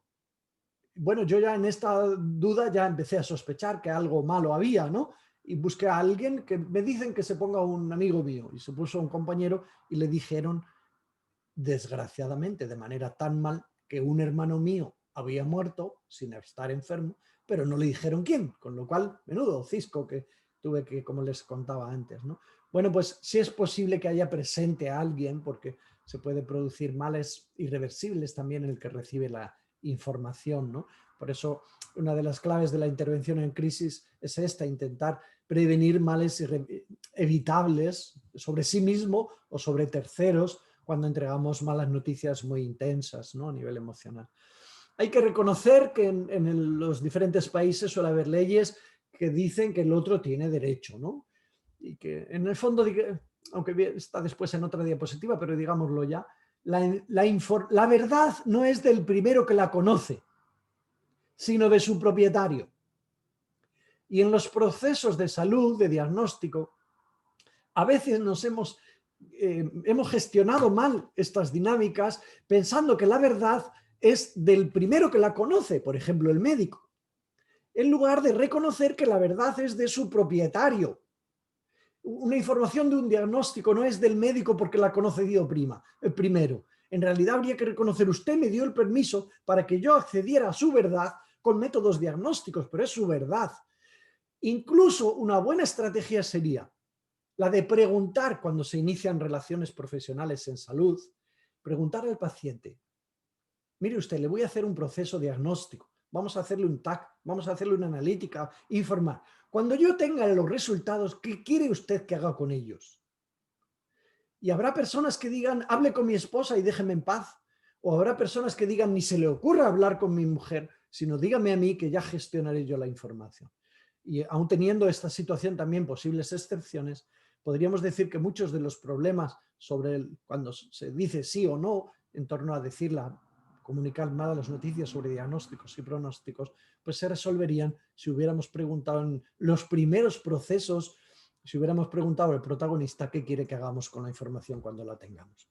Bueno, esto se subraya mucho. El paciente tiene derecho. Esto es un derecho, ¿no? Este es un derecho y a veces también es una obligación, como es ese caso, como el de ahora, en que hay repercusiones sobre terceros, ¿no? Tiene derecho porque podría tener derecho a no saber. Derecho a no saber. Y habría que reconocerlo. Excepto, insisto, en esas circunstancias en las que el no saber que se tiene una enfermedad podría repercutir sobre la salud de terceros. Si yo no sé que soy positivo, puede estar siendo un vector de transmisión del virus. Por lo tanto, el derecho a no saber o el beneficio terapéutico, así conocido también en la literatura, que el médico podría usar de él para decir mejor que no lo sepa, porque si no, en este perfil concreto de esta persona, pues sería peor para él, que debería ser una excepción, pues en los casos de salud comunitaria ese derecho cae en beneficio de otros derechos, ¿no? A este autor, Marcos Gómez Sancho, le gusta mucho insistir en estas palabras. Comunicar las malas noticias es un acto humano, ético, médico y legal y por este orden. O sea, no es solo cuestión de si se tiene derecho o no, o de si en medicina esto se debe hacer o no, o de cuestión de conflictos de valores, sino antes que nada es un acto humano, propio de la naturaleza de la alianza terapéutica, que debería ser la clave que definiera los vínculos entre profesionales de ayuda y personas necesitadas de algún tipo de ayuda. Marcos también dice, no existe solo una fórmula, ¿no? Es un arte. Pueden ayudar herramientas, este tipo de estrategias que hemos descrito hace un momento. Es muy importante averiguar lo que el enfermo sabe antes de emprender pues una comunicación, ¿no? Con preguntas oportunas como esta, dice él, ¿no? ¿Está usted preocupado por su estado de salud? Sobre todo cuando no conocemos bien al paciente, ¿no? ¿Ha pensado en la posibilidad de que su enfermedad sea grave? ¿Qué piensa de este dolor y estos vómitos o estos síntomas que está teniendo, ¿no? ¿A qué piensa que se debe lo que le pasa? Porque seguramente es muy difícil que el paciente no piense. Yo creo que habría que decir que a veces en la relación clínica ha habido paradigmas relacionales que daban por tonto al paciente, digámoslo con respeto, ¿no? Les cuento, el día que yo fui ingresado ahora con mi neumonía bilateral por coronavirus, a las 4 de la mañana, el día que estaba después de las salas de diagnóstico y de espera, estaba en una habitación ya solo antes de que me asignaran en un servicio, en una planta, pues a las 4 de la mañana, que yo había perdido muchísimo líquido por más que bebía y hasta la piel se me había arrugado, yo me asomé a la habitación porque estaba al lado del control de enfermería y le dije a la enfermera, me parece que esto va mal. Y la enfermera con mucha atención llamó al médico de guardia a las 4 de la madrugada. El médico llegó, pobre hombre, un joven, parecía que venía montado a caballo, lo digo para visualizar, pobre hombre también porque me parecía torpe socialmente, ¿no? Y le dije lo que me pasaba y me respondió, señor, eso es todo de lo que ha tenido. Claro, yo me quedé de piedra y lo que he tenido no tiene nombre y lo que estoy teniendo no tiene nombre y eso es todo de lo que ha tenido. Para decir eso hay que ser médico. Quiero decir, o me estará mirando como por estar infirmus, enfermo, ¿no? Del latín que no se mantiene firme. Eso es sinónimo de no conocer o no deber conocer o no tener capacidad de procesar la información que es de uno mismo. Y antes que nada, la información parte de uno mismo, que es el que relata, ¿no? Pues me ha pasado esto, esto y esto. Y otra es la información de vuelta, pero la primera nace de la propia descripción de la clínica que hace el propio paciente. Así que mucha importancia le da a este autor averiguar lo que el enfermo quiere saber, además, como hemos dicho, de averiguar lo que sabe el enfermo. Averigüe lo que el enfermo está en condiciones de saber. Porque no todos los seres humanos somos iguales y puede haber efectivamente algunos que a nivel emocional, relacional, pues trastornos también de la personalidad o por patologías mentales, pues por ejemplo es muy difícil responder a esta pregunta. A un enfermo de Alzheimer, ¿hay que informarle de la muerte de su esposo? Que por ejemplo no convivía con él por razones de internamiento, de enfermedad. Pues son preguntas muy difíciles, ¿no? Que en algunos casos pudieran llevar a respuestas, pues ¿qué vamos a ganar si no hay capacidad más que de complicar la situación? No digo yo lo que hay que hacer, sino sencillamente tomar conciencia de la complejidad de las diferentes situaciones, ¿no? En algunas circunstancias lo mejor es esperar a que el otro pregunte y con habilidades de comunicación veo que se encuentra usted preocupado. Y el otro nos dirá, sí, me preocupa si tengo un cáncer, si me voy a morir, cuánto voy a durar. Preguntas que no podremos responder, pero que en el fondo nos desvelarán lo que el otro está pensando y lo que quiere saber, ¿no? Siempre, dice el doctor Gómez Sancho, ofrecer algo a cambio, ¿no? Porque no ofrecer nada a cambio o decir la expresión no se puede hacer nada sería vivido como estoy abandonado, ¿no? Soy una situación catastrófica. Mientras que algo a cambio es estaremos siempre. Les puedo decir como en mi enfermedad, sin querer ser muy autorreferencial, pero utilizarla para que sea fuente de conocimiento también, pues me he dado cuenta como mi esperanza iba cambiando de nombres, de apellidos, de significados, ¿no? Yo primero esperaba no infectarme. Después de que me infecté, esperaba que no fuera grave. Después de que era comprometida, esperaba que me recuperaría. Después de que esperaba, si me tengo que morir, pues espero que los médicos sean habilidosos en paliación de síntomas, en cuidados paliativos, y que no me muera con ahogo u otros síntomas sin que me los controlen. Y también pensaba, pues si esto tiene que pasar, que mis familiares no sufran por esta situación, y pensé, pues escribo mi testamento para decirles, espiritual, para decirles no sufráis, no soy joven, he vivido una vida completa. Y bueno, pues todo esto puede ser compartido si le damos al otro la posibilidad de que se narre ofreciéndole algo a cambio, ¿no? Algo es siempre una presencia, no un abandono, aunque no tengamos más tecnología para ayudar a la persona. Hay lo que se llama también amnesia post-información, que a veces llama mucho la atención, por ejemplo, en un médico enfermo, ¿no?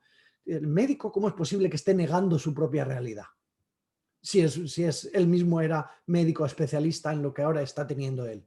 Bueno, pues habría que decir porque el ser humano, o sea, médico o sea lo que sea, el ser humano también tiene derecho, y además a veces lo hace de manera inconsciente, a defenderse ante una agresión tan importante como puede ser un diagnóstico fatal o un pronóstico breve, ¿no? Por lo tanto, la negación, mientras no tenga repercusiones sobre terceros, pues hay que acompañarla en esa medida en que pueda ser adaptativa para la persona, ¿no? Aceptar las ambivalencias. Uno puede decir, por un lado, cuando me cure haré esto, y por otro lado acaba de decir pues, que siente que le quedan pocos días. Y esta ambivalencia es muy frecuente encontrársela en quienes tenemos relaciones frecuentes con personas que están al final de la vida, ¿no? Por supuesto, es ridículo hablar con palabras malsonantes que no sean entendidas por el otro. Es ridículo, es sencillamente un modo de protegernos, ¿no? De cerrarnos. Se hace en todas las profesiones. A veces es una expresión de narcisismo y otras veces sencillamente de torpeza y de esa humanidad y de esa humus, de ahí viene humus, de esa capacidad de ponerse a la misma altura que el otro para entregar una mala noticia, ¿no? Es cierto que no se debería dar a nadie un pronóstico contado, ¿no? Pues le quedan a usted 3 meses. A veces es el paciente el que lo pide. ¿Sabe usted cuánto me queda de vida porque quiero hacer tal cosa y tal otra, ¿no? Bueno, pues se puede hablar abiertamente de la evidencia científica en quien desea eso, ¿no? Chequeando que efectivamente lo desea el otro. La evidencia dice esto, pues estas probabilidades. Pero no se puede pues caer en generalizaciones de todos nos vamos a morir, y mucho menos pues jugar con los porcentajes para que el otro aumente en él la inseguridad, ¿no? El entregar malas noticias, dice Marcos, es un proceso, no es un acto único. Y por lo tanto un proceso pues a veces se despliega en varias entrevistas. Y si es posible, pues deben ser entrevistas que tengan una valencia pedagógica. Pues estamos buscando porque la cosa parece que no va bien. Puede ser la conversación de un día, ¿no? Y la de otro es, pues tenemos algunos resultados que anuncian, y continuar según la personalidad y las expectativas y las necesidades, ¿no? La verdad es como una medicina, tiene su propia farmacología y hay que darla en las dosis adecuadas a cada persona y a cada proceso diferente. Por eso no hay como la empatía y ponerse en el lugar del otro. En algunas circunstancias es suficiente no engañar al otro. Y es suficiente que el otro se desengañe por sí mismo cuando lo va viviendo, porque el otro se va dando cuenta y nos muestra que no quiere que digamos abiertamente los apellidos del diagnóstico y del pronóstico. Por supuesto, hay que extremar siempre la delicadeza y reconocer que no se puede decir nada jugando a las mentiras. La confianza es la columna vertebral de toda relación terapéutica. Y una mentira sería como un hachazo a la columna que se apoya en la verdad y la confianza La confianza terapéutica de la alianza no puede apoyarse en el juego de mentiras. Por eso la verdad es antídoto del miedo. Y dice Marcos, lo terrible y conocido es mucho mejor que lo terrible y desconocido, ¿no? Porque si es conocido, pues aumenta el empoderamiento y la capacidad de control, que es lo que queremos todos controlar hasta donde sea posible la propia realidad. Ya les dije antes que este fenómeno se da, el de amnesia post-información, y es conveniente no quitar nunca la esperanza. Yo les dije antes, la esperanza tiene diferentes nombres y va cambiando, o digamos tiene diferentes apellidos, y a veces es en curarse y después es la esperanza en no morir solo, y en otras ocasiones es la esperanza en ser paliado, y tiene apellidos, ¿no? Y se significa, la persona va significando la propia esperanza, que la sabiduría griega en el mito de la caja de Pandora nos dice que es la última que se pierde, ¿no? Es decir, cuando se abre la caja y se van todos los valores o todos los límites, como quiera que sea la versión del mito de la caja de Pandora, la única y última que queda o se va, es la que no se va, es la esperanza, que nos puede permitir vivir todavía en clave de consuelo, ¿no? La verdad no es del primero que la conoce, sino de su dueño.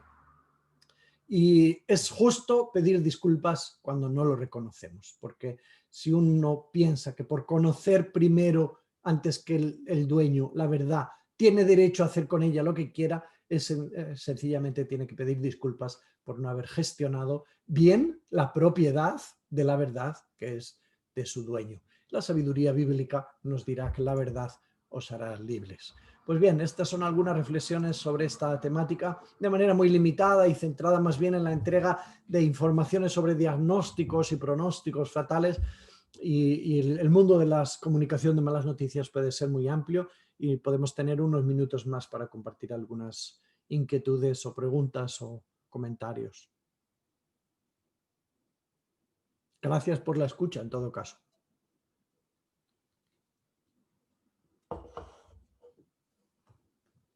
Les invito a navegar por la página, esto es pura publicidad, pero algunos de los temas, si quieren profundizarlos, pues y buscan vídeos de 3 minutos, conferencias de 1 hora, artículos científicos, artículos de divulgación o bibliografía, pues cualquiera de estas cosas las pueden encontrar en la página josecarlosbermejo.es, en las diferentes secciones, o también en esta otra, que las puse también al principio, humanizar.es, pues les estoy remitiendo, además de la página de la Fundación, a donde pueden encontrar posibilidades de profundizar sobre algunas de estas temáticas.